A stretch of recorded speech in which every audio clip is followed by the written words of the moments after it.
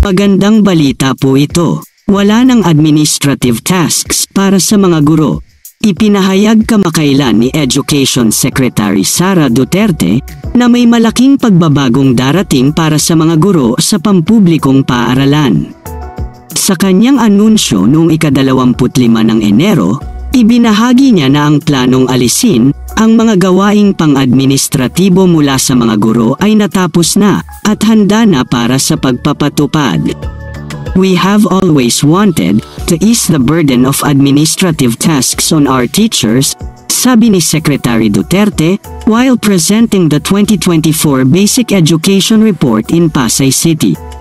Ang inisyatiba na ito ay naglalayong gawing mas nakatuon ang teaching profession sa pagtuturo sa mga mag-aaral sa halip na mahuli sa mga papeles at mga tungkuling pang-administratibo. Binigyang diin ni Secretary Duterte na ang desisyong ito ay dumating matapos ang pagkonsulta sa mga guro at mga profesional sa edukasyon.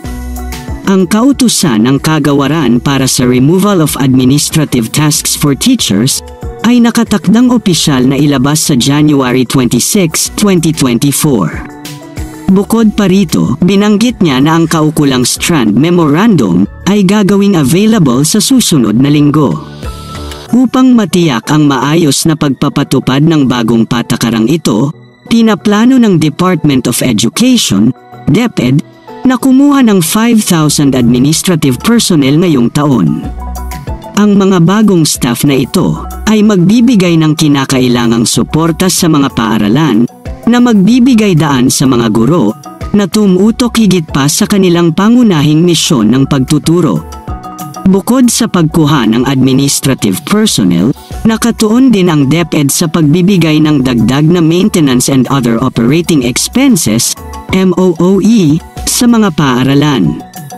Ang pinansyal na suportang ito ay tutulong sa mga paaralan na kumuha ng kinakailangang administrative support staff at matiyak na ang paglipat ay walang gap hanggat maaari. Ang hakbang na bawasan ang mga gawaing pang-administratibo para sa mga guro ay inaasahang magkakaroon ng positibong epekto sa sistema ng edukasyon. Papayagan nito ang mga teachers na maglaan ng mas maraming oras at lakas sa kanilang mga mag-aaral.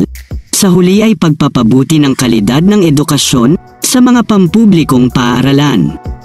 Ang pagbabagong ito ay isang hakbang tungo sa paggawa ng propesyon ng pagtuturo na mas kapaki-pakinabang at hindi gaanong nakaka-stress para sa mga tagapagturo sa buong bansa. Bilang conclusion, ang anunsyo ni Education Secretary Sara Duterte ay nagmamarka ng makabuluhang pag-unlad sa sektor ng edukasyon.